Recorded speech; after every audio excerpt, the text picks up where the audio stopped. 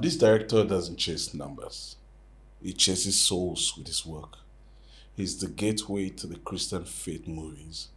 He's the number one YouTuber with the Christian faith movies. His name is Damilola and Mike-Bamiloye. You're welcome on Gaffer. Thank you. Thank you for having me, sir. If my dad has that big name, I would just be a pastor behind me. But you found something for yourself. You created a path for yourself. Were you inspired by that, or it's out of the hard work, the push, that you have become this good director? Yeah, so I believe the bedrock was daddy's influence in a big way. I can't even deny it. I say so from it, the offshoot was now preparation of myself, my personal preparation, my personal research and all that, just to be better. But the bedrock of everything was seeing him work. I remember growing. So we were born in Ife. I was born in Ife. Our foundation, family, upbringing was from Ife, Osun State, And so seeing him run the ministry, seeing him work, somehow I developed this passion. I just love the fact that people come around to do something they're so passionate about. So I see my dad bringing people together. His directing, his style of directing, his approach. And sometimes, when he makes himself up as an old man, puts the powder and everything and transformation, especially in the days of Evangelainment and all that, so I just loved it, And I remember times when they tried to force me to go to sleep because school is supposed to be the next day, and they had this night shoot. But I didn't want to go back to sleep. I didn't want to go. I didn't want to sleep. I just want to see everything. I want to monitor everything. I want to see how it's in everything. And also the influence again, so at times when I go to school and teachers are asking for, resumption day, when they ask what's your name, and I say my name is Damilola, Mike-Bamiloye, the reaction. The father, you're Mike-Bamiloye's son. So there must be something about this name that everybody is doing about. So for this name to be this known, there must be something about it. So I think those are the little seeds that were just dropping in my heart and my spirit, and I just kind of loved the fact that so the passion has been there also. Because if the passion was not there, I won't be following this. Of course. My brother, I don't think he's this passionate about film. He's into music, but also that's another field of filmmaking. So he's into music. My sister not really into film the way I am. And so of course I'm the first child, and I'm the person really, really, really passionate about what he's doing, really monitoring him closely, And so that was the bedrock of everything happening now. In school, were you thinking of, I'm going to be a director, or you just wanted something else? But you still had passion for God's work, but were you focused on, I'm going to make films? Yeah, so it started as a passion, but later developed into a calling, and I realized that this is more than just passion. This has to be a calling, God's calling, finding my niche and finding his purpose for my life, and that's where I developed. But the passion has always been there. I wanted to make films because I just loved what it was doing. I loved being on location. I loved hearing action. I wanted to go to film school so bad. I was secondary school, SS1. When I started finding God for myself, because I really wanted to just even know God for myself. So there's a point, even if you're a pastor's child, you have to find God know God for yourself. That's where you can discover your purpose. Otherwise, you will just be following them doing because Dad is doing it. And that in itself is not strong enough to sustain you, to sustain your life, to sustain your purpose, to sustain you. Because any other thing can distract you if you don't have that understanding, that hold, that word. If you don't have that word that will keep you going, anything can distract you. You can see something else that is better than what your daddy is doing, and be like, "How much is my daddy? How much is my daddy earning himself? This one we pay that this ministry, buy this ministry. I'm doing it, So, but if you understand that this is not just about the money, this is about the call. This is about the purpose. This is what God wants me to do. Then I'm going to do it all out. With your passion, right? Because I know at that time, we'll talk about Evangelainment, but at that period, they weren't making money At all. So your passion was just the fact that you wanted to reach out to people. Yes, then the influence it has on people. The fact that people can say, I watched your father's film and it's changed my life. Oh. It has transformed my life. So I realized that this is bigger than the pulpit. Yeah. The fact that you can make a movie, make a movie and someone can watch it and there's a transformation going on in the person's life. This is huge. It's big. Yeah, so it's bigger than any platform. It's bigger than money. It's bigger than anything. Yeah. So I think that really encouraged me. That was one of the things I say, and I see the way he lives his life. The grace like carries himself. Yeah. It's just at peace. So your secondary school drama group, were you mirroring that is group too? Or? Kind of. But how I started was, when I talked about that finding God, I really wanted to know what God was doing. I got to say, okay, start something. Start a drama group. So I started this drama group, and so I tried to call the best guys, at least the serious ones in school, the ones that people they see themselves. These ones are Christian, children of God. Those ones are too saserious. they don't want to distract the education. I said, okay, you're not okay. Then I went to look for people that are not serious. People like me, guys. If I call you now, you answer. People that are not serious. People don't take serious. People that they don't carry book on their chest. So I went to carry let's start drama group. I'm all in. And so we started drama group, and that was the attraction. Because the students saw that this boy can talk Jesus. This person that beat up someone just this person that teacher just flog can come here and say Jesus can save you. Even the life needs saving. So that was the attraction first. And when we started, there's something that happens on stage.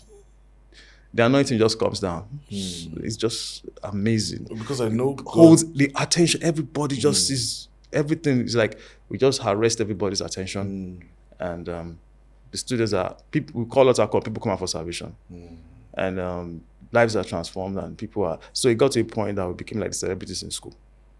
So everybody wanted us to always come on stage. So every time they call our name, OBMS Drama Group, everybody goes, yeah. So it's not even that is influence now. No. This was just it was at that point also that I made my first film. I produced the first film, Youthful Lust. So that was at the age of 15. So I wrote the script. So it's not like I want to understand everything first before I produce. At the age of 15. At the age of 15. So of course with the help of my father. Yeah, I know. I produced. I wrote the script. Yeah. I produced it. That director did and started it. So it was at that point.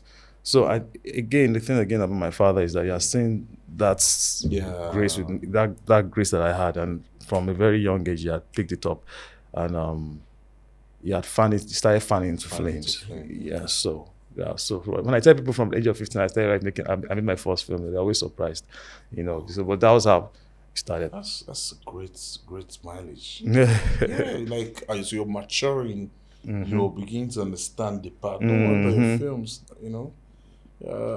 that's amazing. So there's grace, and you have work to show for it. You are facing this with a double barrel. You have work in one hand, you have faith in the other hand.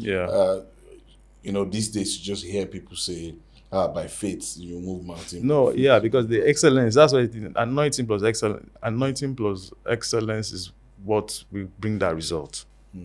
Because if you just because what we do, filmmaking is a very visual. If the excellence is not speaking, you will make certain impacts. At least people will watch it, and some people, but you won't appeal to some people because they will get turned off, right?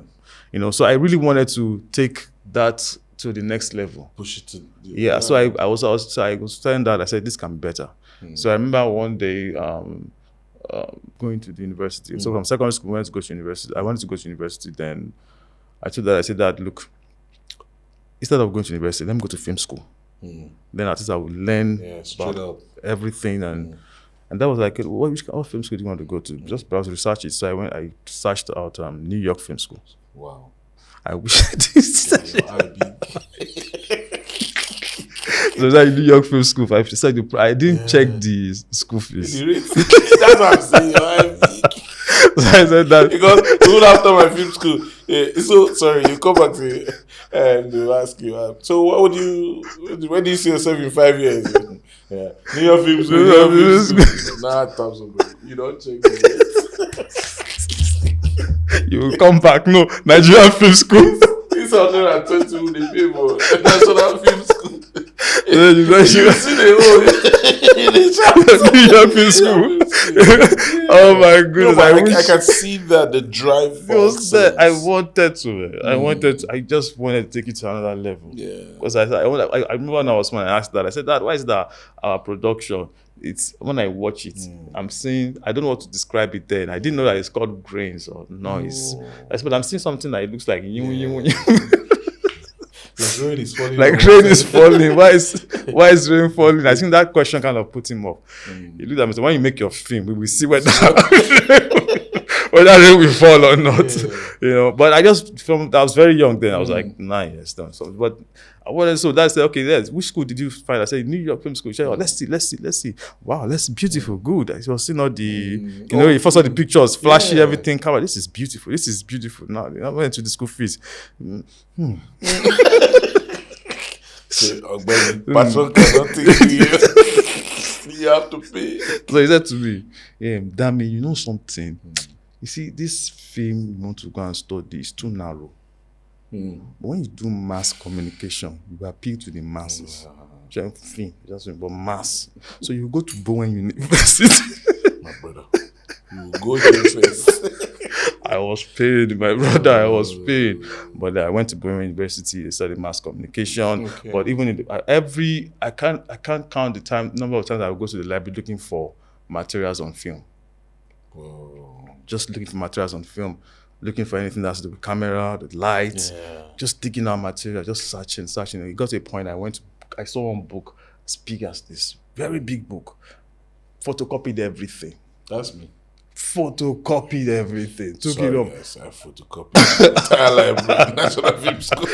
Just photocopy, just reading. But you know, not because of this thirst to just see it get better. You know. Then later, I said, okay, YouTube is dead. I started watching YouTube. So the things I saw on YouTube, I tried to practicalize with my brother Joshua and Dara, my brother and my sister. They went through. Like, come here, sit down. Yeah, sit down. Okay. What are you doing? Don't worry, don't talk. Don't worry. How about you cook? Don't worry. Just the practicalize it differently. Like, I'm doing mood lighting. I finished doing the lighting. They look at me. I can't even see my face. What have you done? You know. So I just started doing all those things. You know. So that's. Wow. Which of your films was like for you like a break? Okay, I think it has that faces. Yes, so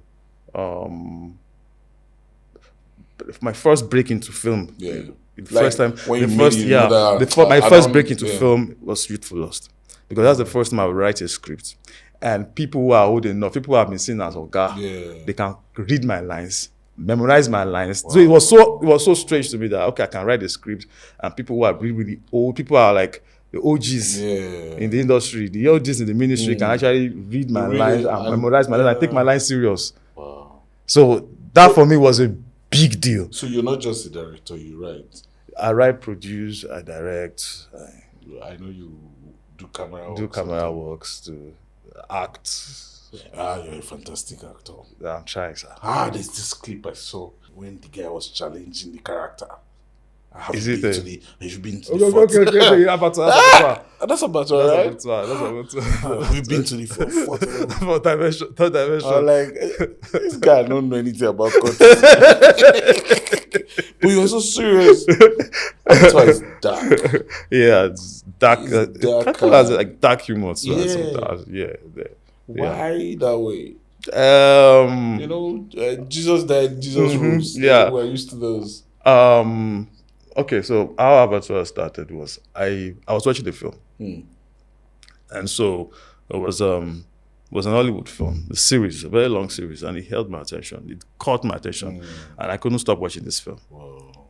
So I kept watching, watched through to the middle of the night, and got to a point, the climax of the film, that it wasn't emotional, but like it was so powerful. But with the exchange, there was a lot of exchange of words there. Then I shut the film down and I just started crying because I felt like this film really got my attention. So I can imagine people out there that it will have really got, and they won't gain anything about it. They won't gain anything. They will just watch. So I started myself, what can I do, Lord, that will get the attention of the world in the same light, but instead of just watching something, the word of God is dropping. You are watching, you entertain, and you are being ministered to. Nice. And something is dropping to your spirit, and you are feeling revived. You're not just watching. So I was actually praying to God. I was like, God, you have to give me a movie that will hold people's attention and will minister to people and will bless lives and will inspire people. So I was just praying, and that was how Avatar came. Is that how you get your films? Yes. Of course, the foundation is the place of prayer. The seed is because the content is not just because what we are doing is not just acting stories. We are ministering life through drama, through acting, through drama, through film. So the source is very important. That's what gives you the results. Because I can feel it. That's what gives the result. I did, man. When we were watching it then, so. Things happen in the family. We had to go back to the village, and so you can count with your finger how many people had televisions. So, so it's always packed. It's always packed. That coven, those witches. So there's this thing in my village. There are witches. So in the night after, and it's always at night when they show it. I think it was this was also different. You're afraid of any of those witches can just appear anytime. You see anything move that time? Some of them, people were asking me when I was in school, your father, are you not afraid? I said, what am I afraid of? Is it not Uncle Queen that put powder, black powder? that Olungo should do. That's Uncle Mayo one. That's Uncle Lekon now. So how can I be afraid of my uncle? So I didn't understand why people are saying they are scared, because I know everybody there. So now I'm getting to know that those stories didn't just come from. No, it came from a place of prayer. No, because that's how you really make impact. See, if you write a story from your head, you get to the heads of people. If you write a story from your heart, you get to the hearts of people. That's deep. But if you write a story from the spirit, you get to the spirit of people. Just where the that's where the battle is. So you really have to take time. You have to take time in the spirit. You have to take time. There's a place of waiting, just waiting to just receive that word. So what God will give you, won't give you a story, a made up story. And that's why we make a mistake. Make mistake, we believe that you have to receive scene 1, scene 2, scene 3, scene 4, scene 5. Most of the time we just give you a seed. But that seed is where the life is. So you just have to now plant that seed, develop that seed, watch that seed grow. So the process of watching that seed grow is doing what is needed to be done to be as entertaining. Because what we do is Evangelainment. Oh, say it again. What we do is Evangelainment, evangelism and entertainment fused together. So the message is like the medicine, but the entertainment factor, what will make you just receive the message, is the capsule. So it's like you're putting the message, the medicine inside the capsule for people to take and drink. Because the message itself, if I give the message like that raw, you will enjoy it. You will like those times. It's like those evangelists. You say it's too punk. Like and be ringing there's some films you watch even from the look of it. Just now we are going to open our Bible to Psalm. Yeah. All right, next. Yeah, a believer, but I don't feel like not today. Not today. Not today. Let me just next. So the idea, the ability to capture people's attention, hold their attention, them, and then the message is seeping in. Because I've seen a crowd watch some of your films and they just break down, into tears, and then so is that a satisfaction? I know there's the money part, but I don't think there's so much money in there. But is that this transformation of souls? Is that a satisfaction or?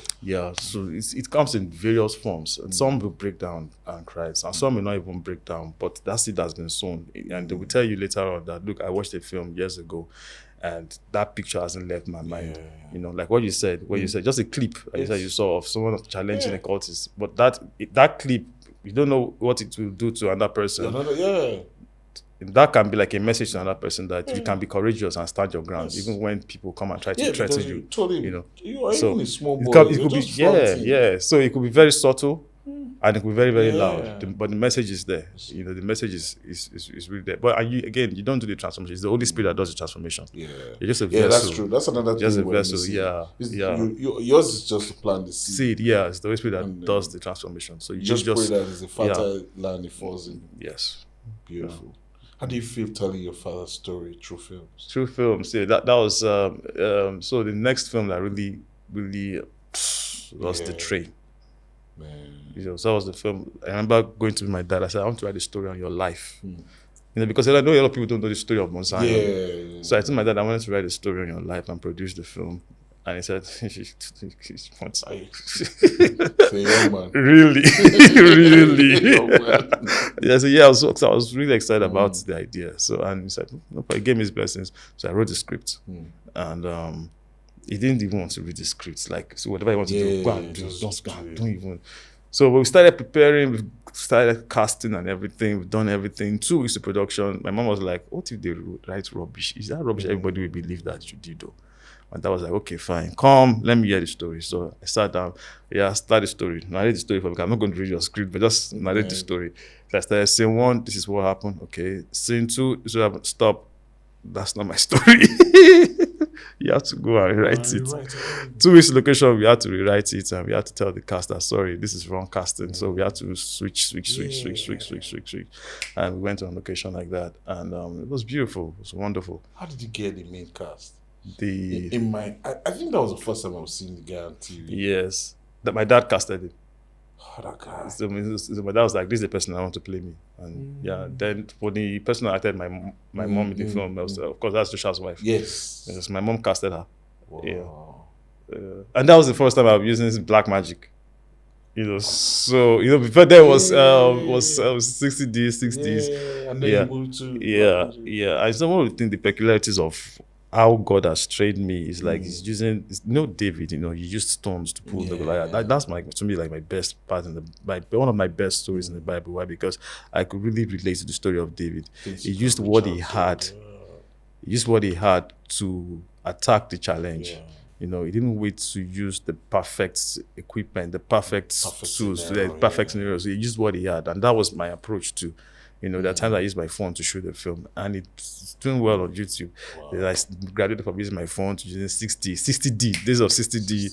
Then from there, the 6D. Then we started looking for practical lights that I can use, Chinese lantern, and all the using, So, and that was how I started growing gradually. Then the little I earned from YouTube, used to buy more equipment, used to do this, used to get that. Equipment thing, you can never stop. You can't still.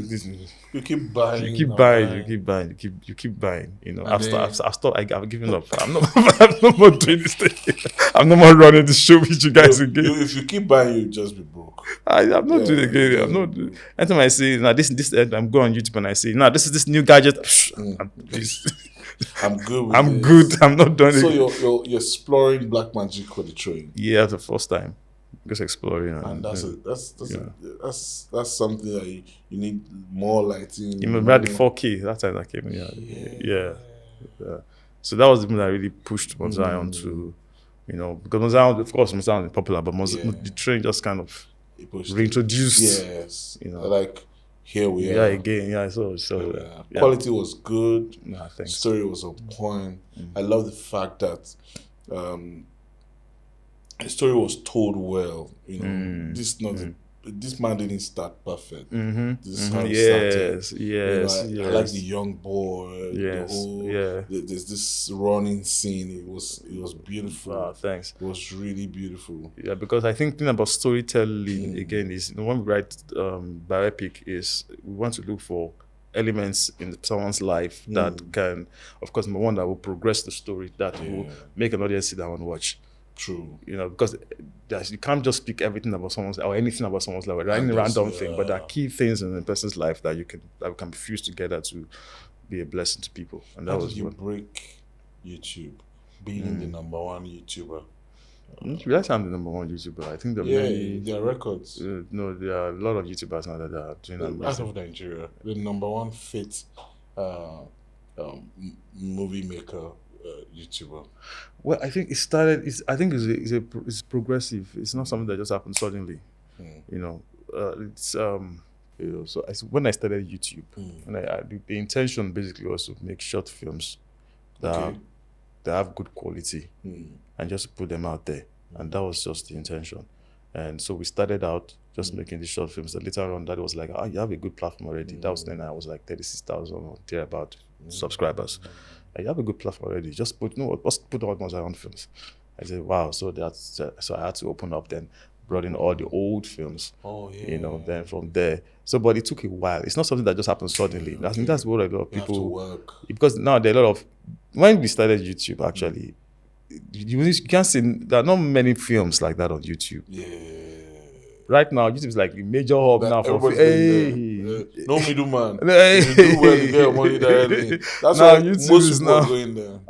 YouTube now is now like it's not like the so next TV, Netflix. This person TV, black and white. It surprised, it shocked me, because then I was really, YouTube is like for people who are don't have, if you're not serious with film, then do YouTube.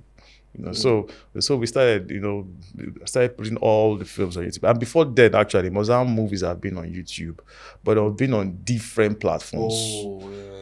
So this person can just take it, put it on, another person can take it. So there is no singular platform that just carries all the content together. So that was like, you have a good following already. Just put everything. So we started, that was like 36,000 subscribers. And one of the tactics that God taught me, because at the point I was really getting discouraged, just saying that followers, I was like, where would I get 100,000 subscribers? Because it was really discouraging. And God told me something that the Holy Spirit said to me. He said, look, if you can minister to one, just see yourself just trying to reach out to one person and just give your best to that one person. Just like Jesus was talking to that Samaritan woman, he was just talking to one person, just one lady. He gave full details, full information, full quality. This person was so touched to the point that he went out and brought in people. That was when I understood the impact of community. That you can, your work can so impact one person, and that one person can be 101 persons that they will now go about and say, this film is making sense. Word of mouth and recommendations, and people begin to come in. And that was for me. So that's why everything I put there really had to be quality, to be just one person. So it started growing, started increasing. I remember the time we hit 1 million. Oh my goodness. We wanted to do party, we wanted to do everything. We don't make up. We've arrived. That's that. Don't try it. Don't do that, because it's still small compared to where you're going. So if you think this is your height, you are going to limit yourself. But if you're really going there, you have to just calm down and just keep walking. Here in Nigeria is your home. You have a lot to leverage on. You have people. Have you ever shot outside this country? And how was the experience? I've shot a couple of films actually outside. My films, Daddy's films, all the Evangelainment series. Mostly shots in Nigeria and Nigeria and US. US precisely. Then I have some movies that I've shot in US too. But shooting abroad taught me two things. Number one, taught me to be a better filmmaker. And it also taught me to appreciate people in Nigeria. So the first point is, to be a better filmmaker, it helps me to know almost everything, just at least to maneuver your way through every situation. So when I'm shooting in Nigeria, I've had that experience because there you don't really have human resources. It's not like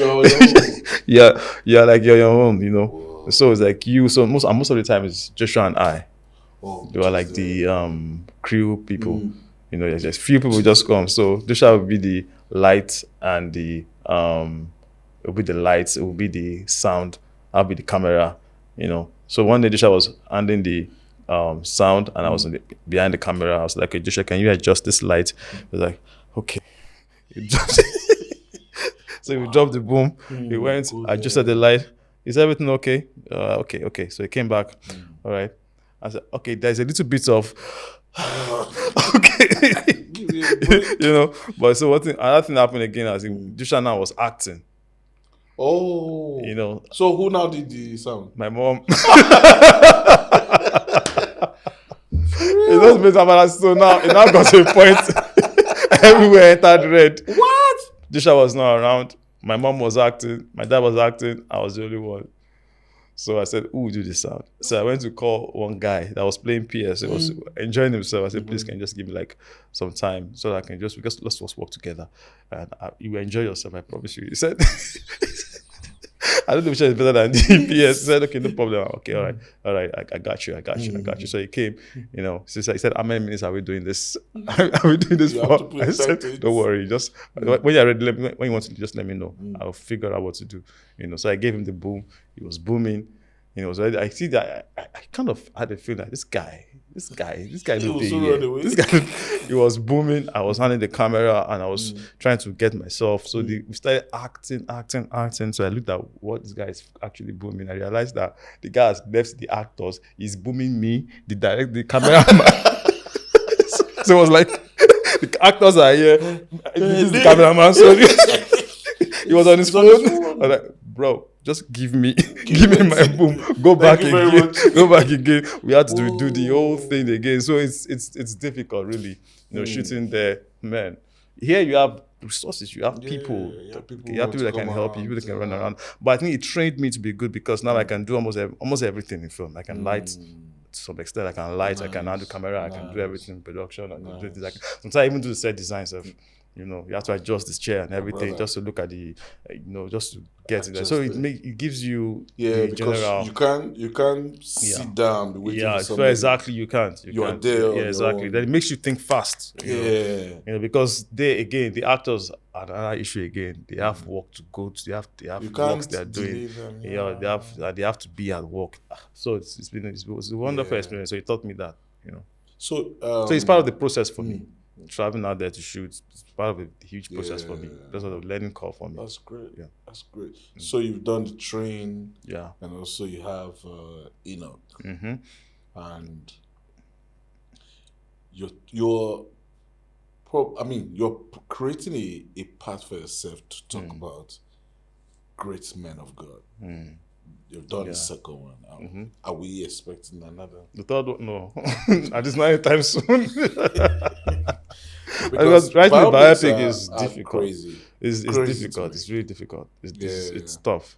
How was your experience on Enoch? On Enoch, it was I was given the project to write the story. So I checked like 3 books on Mike-Bamiloye, like references, books, stories. So I was just reading like 3 big books. So I took my time to read that first. Then I started drafting the story. Of course we pray, because one thing I was praying to God for and the Holy Spirit was that, what is that thing you want me to pick from this your servant's life? There should be something, because if I can just get that thing, that will be the anchor of the story. Because the story there's a lot of miracles, a lot of testimonies, a lot of exploits. So to pick the right thing is the issue now for me. And so I was able to pick something. I started developing the story. It has a similar trend with the train, but this is even a little bit different. Then my brother, my friend that we worked together to make the film, John Ogutashe, co-director with me. So we started working the project. It wasn't a month. We used like a month to film. People came together. We shot the film, and when we're done with the film, we made contacts to the Redeemed part that the film is ready. That he would like to watch it. So he said he would like, no problem, he would like to watch it. So we all went there to the camp. Amazing experience. We all sat down together. Then all the top leaders of. You had this job. I didn't sit down. I couldn't sit down. I was at the back. John and I. Then with the main actor, Diola, who were at the back. All of us we stood up. What would they say? Because it wasn't the first dad that entered. It was all those daddies that used to sit for all those baba, all those top. They sat that they came in. It was a mini hall. They came in. They sat down first. Then the GO finally entered. Everybody stood up. Hey, God, please, because this is the deciding factor. He either accepts it or rejects it. But I read all the material and I believed that it was okay. So we started watching the film. It was amazing, you know. We got to the point in the film, some people were actually crying. You know, some of the ladies that were crying, and it was so powerful experience. Even the main actor there, he saw the film. That was the first time watching the film. He shed tears. He broke down. When you shoot in beats, you don't see it was so powerful. It was a profound moment for everyone. Then Babadiboye finally came up. He said, first of all, let's clap for them. Good job, everybody. Good job. So clap. I've collected my salary. Yeah, and I said, he said a proverb, one or two proverbs. He said, but this is not my story. After all that, that's not a story. So all those books are not actually, they're not writing the real thing. My good, they say you have to go. If you want me to accept a story that I will, when I go back to the Lord, or when I go and meet the Lord, I will say, this is the story that was written about me. Then you have to go back to the drawing board. But if you want to release just for entertainment, you can go ahead and release this one.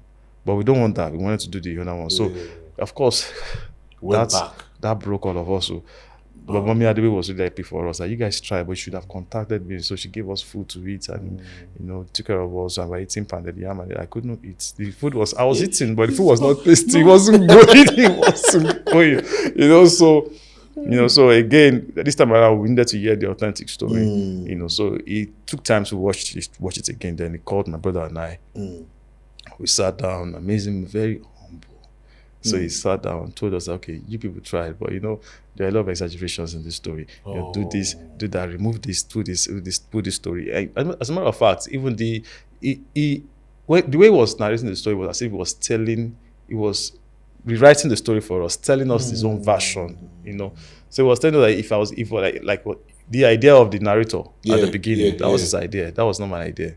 So it was like, you can put, because he was a writer actually. He was into drama. Oh, him. He knows about drama. He knows about drama. He knows a lot about film. You'll be surprised at how profound he is. He can tell you this is just boring. He can tell he can tell you what is boring, what is not boring. He can tell you when he's seeing the pacing. He understands pacing. Yeah. He understands everything about film. Is that deep? Wow. So he will tell you that there are a lot of pacing issues. Remove this, cut this, do this, put this. I was surprised. I was surprised. I thought he was just going to say, hallelujah. I know, he knows depth. He understands pacing issues. He understands when your story has pacing issues. He understands when you're not hitting the climax well, or the conflict is not strong enough. He understands everything about story. About anchor, about the character, protagonist. He understands everything about filmmaking, about, So he told us, he narrated the story, how he thinks it should go. So I had to go back again, rewrite the story, called actors again to reshoot for like 2-3 weeks. We did it though. Brother. We did it though. And this version? That's not the end of the story. So after reshooting, they watched it and said, this is beautiful. They were happy, Then another error. The hairstylist that did Madiboye's hair gave the lady afro. So Madiboye was like, I never wore afro. Oh God. I said, you want to represent me well. You have to represent me well. Because I don't believe in it. So you have to represent me well. So I started thinking, is there a way we can do CGI? We have to go back again on set for a third time to shoot all those specific scenes. So that took us like a week, So finally, we shot it, we edited it, we sent it to them. Then Pastor Leke came and said, it's a pass. Finally. I said, that's how Enoch became Enoch.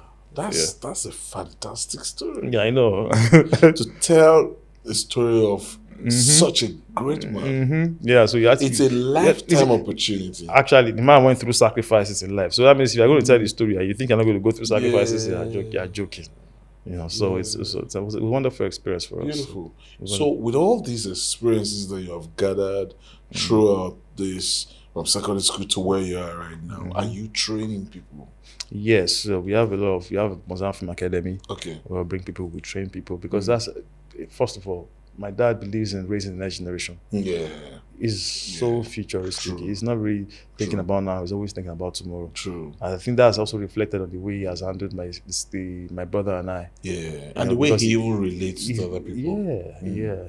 So he saw that, okay, look, your skill is in writing. Yeah, from very young age. I mean, secondary school he directed the film. Even though I wrote the script, he directed the film. Then when I got to the NYSC, when I got to university, I wrote the first film for the school. He came all the way from Ibadan. He came all the way from Ibadan with the crew, with some of the actors. They came to the university. We produced the first film.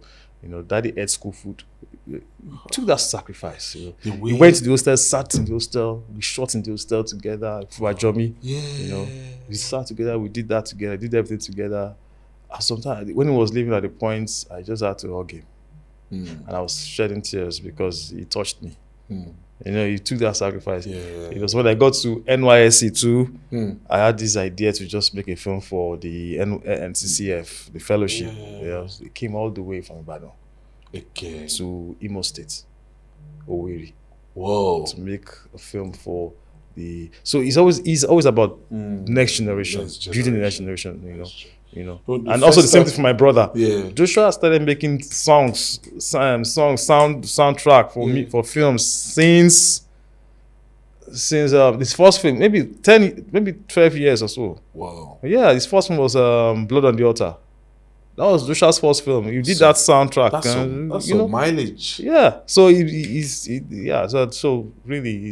So I think that also made me to sit up and see that the next generation is very important. You need to train people and develop people. Yeah. So maybe a pastor child, maybe someone who's working under the dad is confused. All he has right now is grace. What would you tell him? He's working under his dad. He's confused. Why is he confused? That's the first question we should ask. Maybe he wants to explore outside, to do my do your thing. Should I stay with that? So I think the first important thing is not just move. If you can move and just be more confused, especially if you've not figured out the purpose of God for your life. That's the first place to start. That's the first place to start. I think the first place to start is to have a relationship with Jesus, a solid relationship with God. That will be the anchor. Then from there, you develop purpose.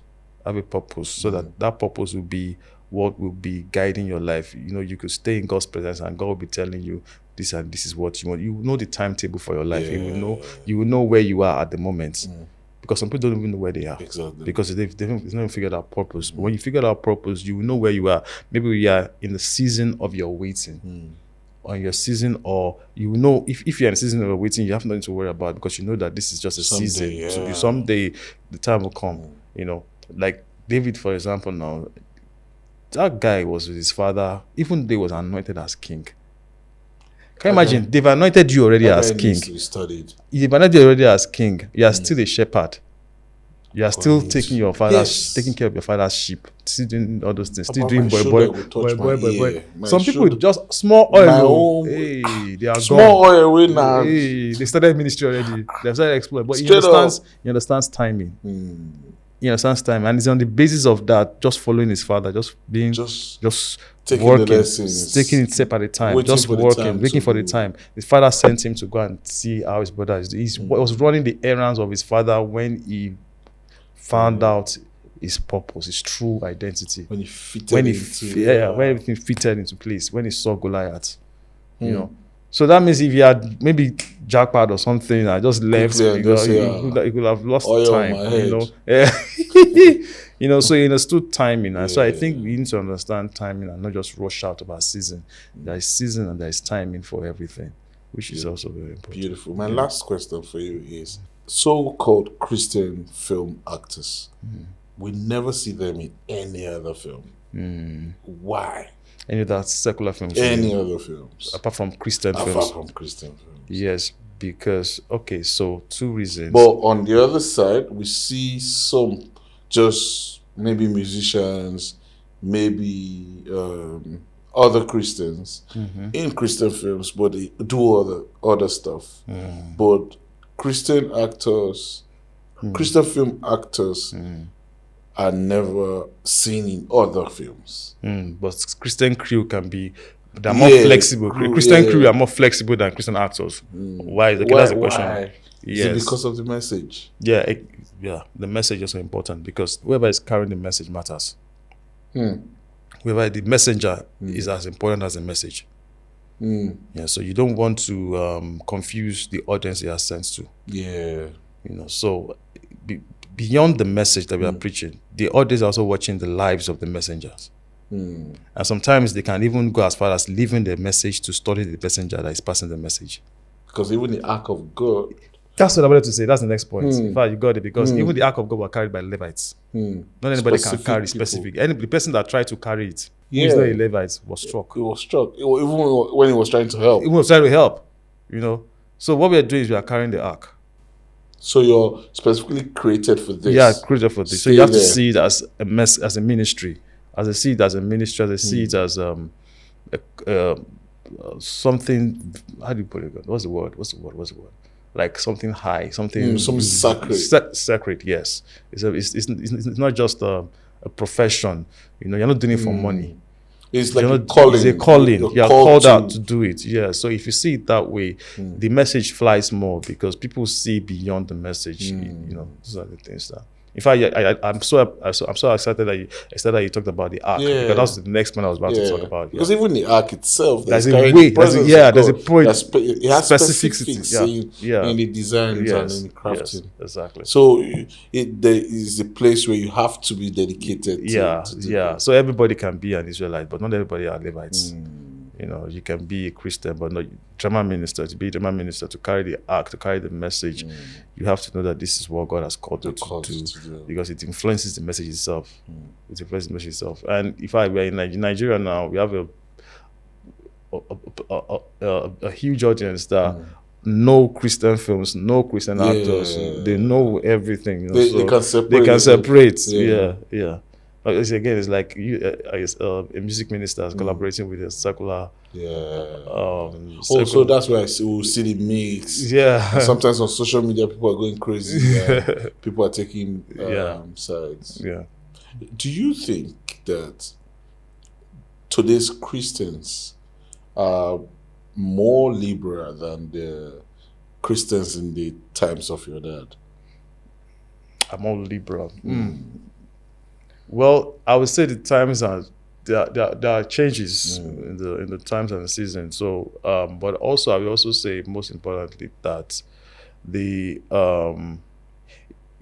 can say to serve God now, there are a lot of influences now. To be honest, I will not even take that away. There are a lot of influences, there are foreign influences, there are exposures now that were not in the times, cultural trends that were not in the times of our father. Social media is another area that we even go to that has given a lot of exposure. You can say one thing now, you are just heard all over the world. True. In the times of our father, we don't have that grace. So the message travels faster now. So the times are different. And two things I think is very important for believers to, number one, because I see a lot of criticisms, I see a lot of condemnation, I see a lot of people attacking. Some just the look. And I remember when I had my locks. And people just say, "Oh yeah, he's one of those guys." And then I'm looking at you like, no, it's just a look.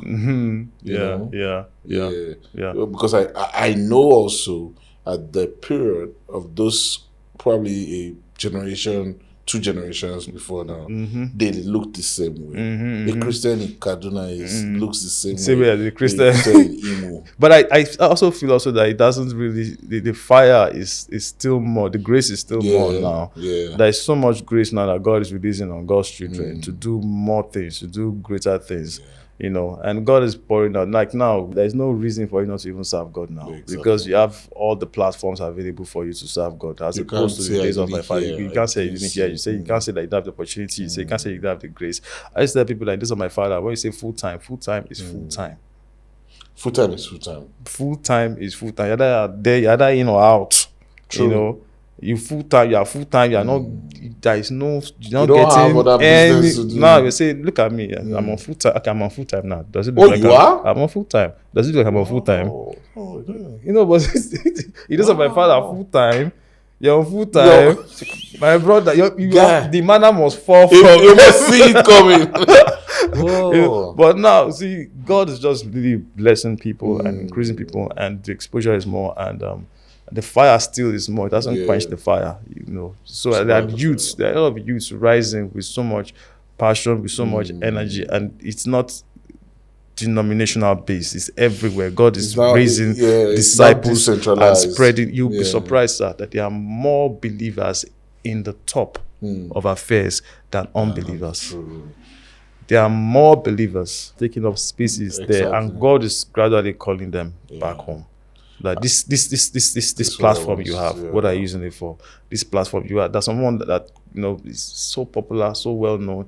When I realized the person is actually a believer, a child of God, a solid believer, I was shocked, I was surprised that you know, because the person has done a lot of stuff, but now told me that see, God is just called. God has been preparing me, God has been building me, but right now He's calling me back home. So God is spreading His children everywhere, in every platform, you know.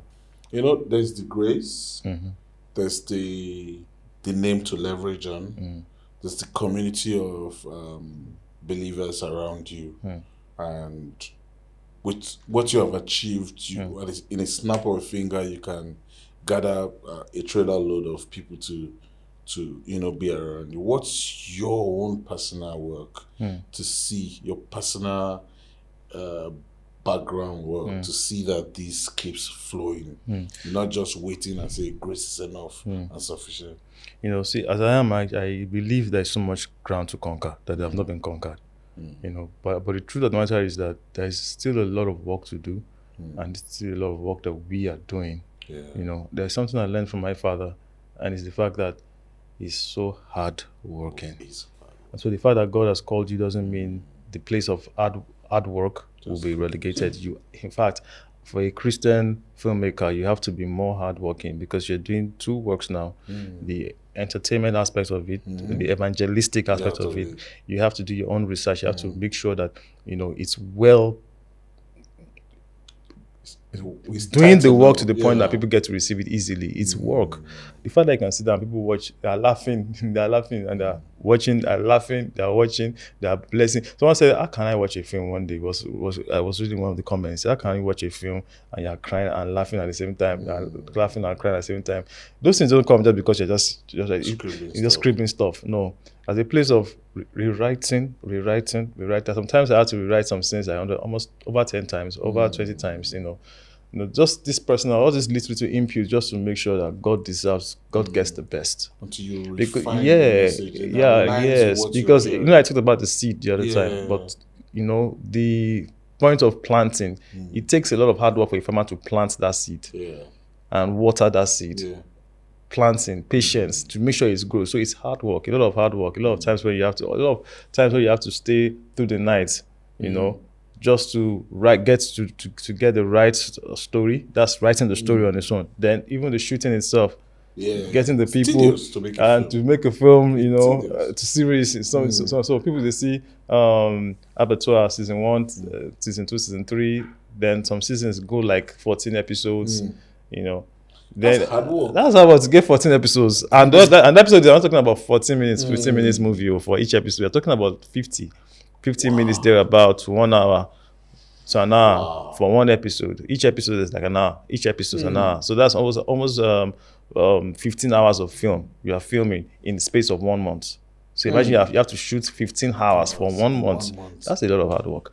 Even right now, even the editing, the scoring, everything. So it's a lot of hard work. So if God says, I want you to take over this ground, you know, a lot of people have been praying for God for open doors, and I want to take over territories. And you know, that's the prayer we pray as believers all the time. I want to pick out territories, and God has given the territory to take over.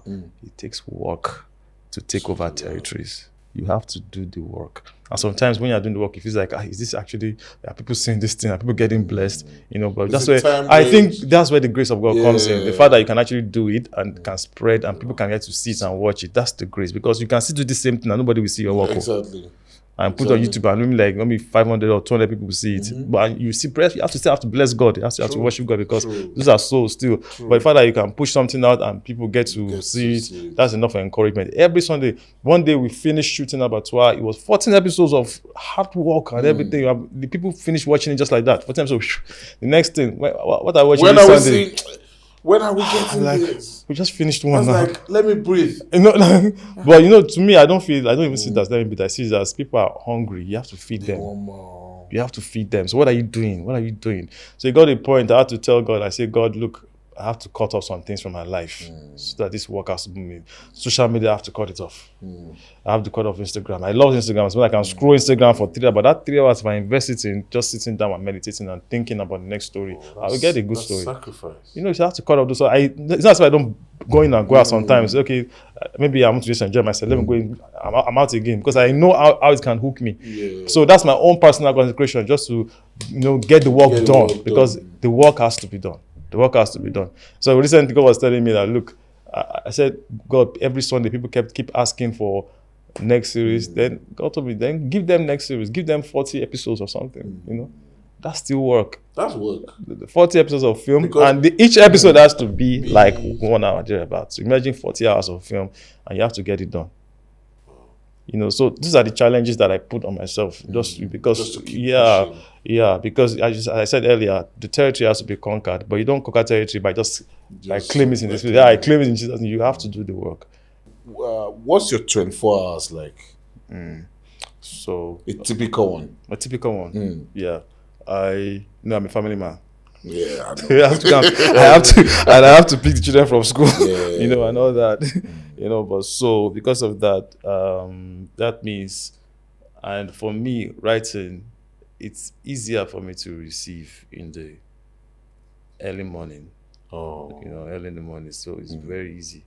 It's easier for me. So sometimes I had to actually build it at a point, because when I was single, I could do so many things. Yeah, I know. But later, as I got married, I realized that the way these are going, I won't get anything done. I woke up 2:30 this morning. You woke up 2:30, but so most times I wake up like 3 there. But Daddy, I want to eat.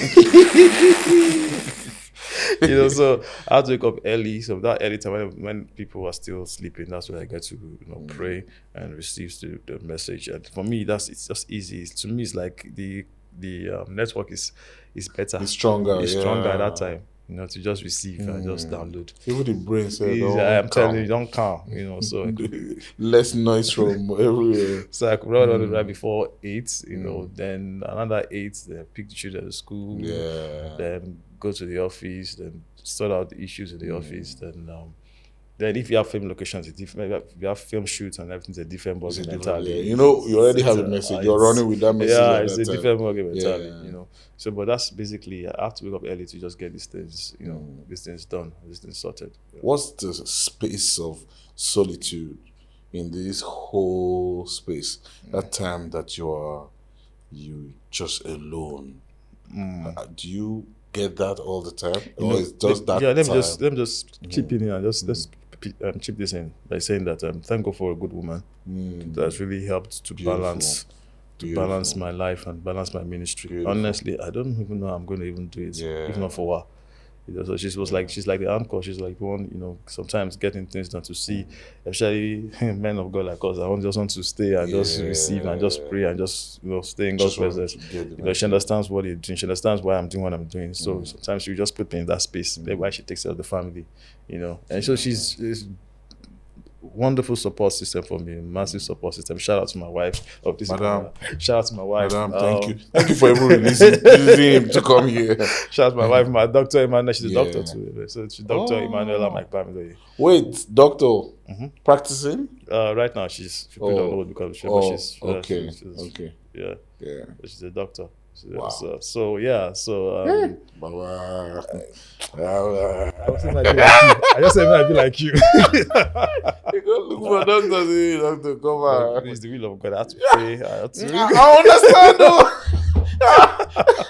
I understand. A lot of prayer went on there. No, we have to pray and seek the face of God. Your work is layered in different levels. The script, there's a scripting. The scripting, where there's a production. So even when you get the message, you have to refine it. That's writing several times. Getting yes. Then after draft writing, upon draft upon draft. Yes. You know, some of us don't believe in drafts.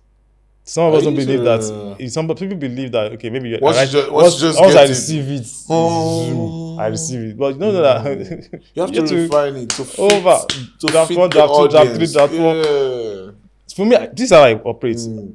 For as long as the film has not been released, even if you are going on shoot, if you are shooting on your way, as we are still changing things, we are still rewriting scripts, we are still rewriting scenes. You know, so there is no finalized script until it is shot. Until it's shot. And after shooting, you go and sit down. Even in the editing, you are still rewriting. You are still re-editing. You're not even shooting 50 minutes of content in one episode. You are shooting more than 50 minutes to be able to cut down together. You take a CU, you take a long shot. And then at the end, it's just one thing. There was time we shot about 2 hours on location, and we shot from morning. We shot till midnight. We continued shooting the next morning. No, we didn't. I think that's typical with our production people, actually.